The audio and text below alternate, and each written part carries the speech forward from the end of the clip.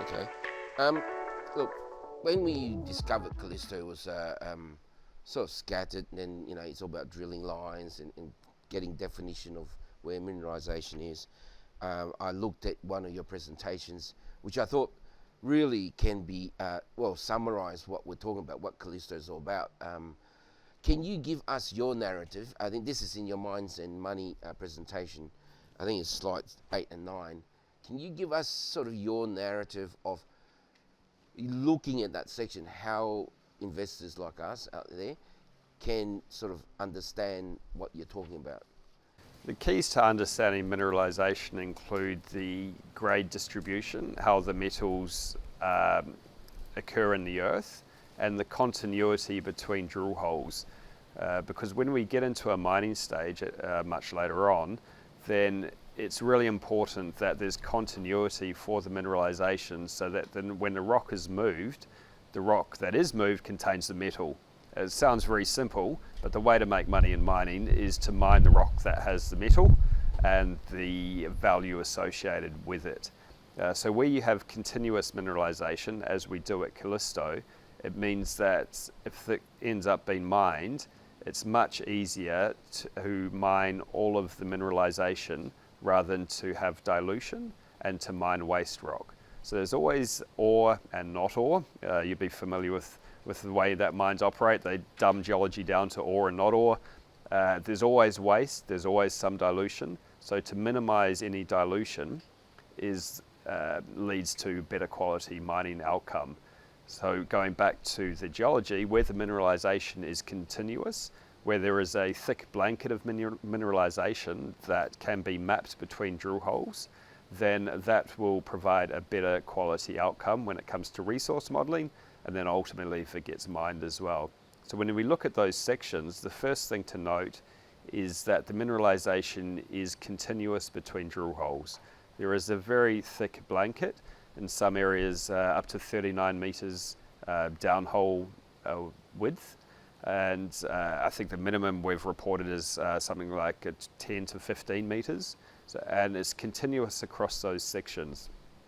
There is an east-southeast plunge component to the mineralisation, so we're now talking about the geometry of the mineralisation as it occurs in the earth, and that's again understanding the shape of the mineralisation so that we can then start to develop a resource model and build up the three-dimensional model of the grade and the size of the target rock.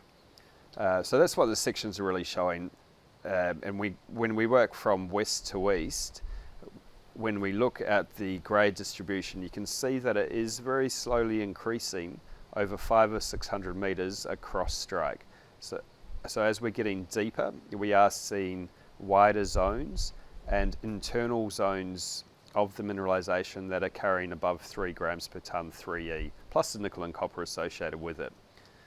So that's the two takeaways from the sections: the continuity between the drill holes and also the grade distribution appears to be increasing to the east.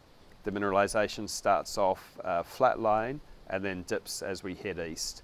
Where we are looking at that deeper mineralisation that we're targeting with the diamond drilling, we are seeing broader zones of higher grade, and part of the geological interpretation is that is where the source of the mineralisation begins. It's that eastern area, and of course, because that's the way that we're thinking, that's going to be the target for the upcoming drilling. I know in the early times when you had announced the discovery and sections came out, and I think in one of our previous conversations we talked about it, but we just didn't have the element of you're saying that you're seeing that the depth is getting better in terms of numbers and width, whereas before we were sort of speculating that, could it go? Is that what you're seeing now? Like you have that more confidence that you are seeing the numbers getting better as you go deeper? That's what we're seeing, and with the drill results we put out today, we have, I think, from memory, it's around 30 metres at 2 grams per tonne, and then internal to that we have around 14 metres at 3 grams per tonne, there or thereabouts. And that's at a 0.5 gram per tonne cut-off. So when we look at the other drill holes that are reported at the same 0.5 gram per tonne cutoff, there are plenty of results of 20 to 30 metres, 1.5 to 2 grams 3E. And then as we get deeper at the same 0.5 gram per tonne cutoff, we are seeing the grades increase. So that is a fact. We don't know if they increase further, and that's of course what we're hoping, or the mineralisation may even get thicker again, or the geometry might change at depth. So we're looking at a mineralised pulse that has come off the parent rock unit at depth. It's come up and then heads to the west.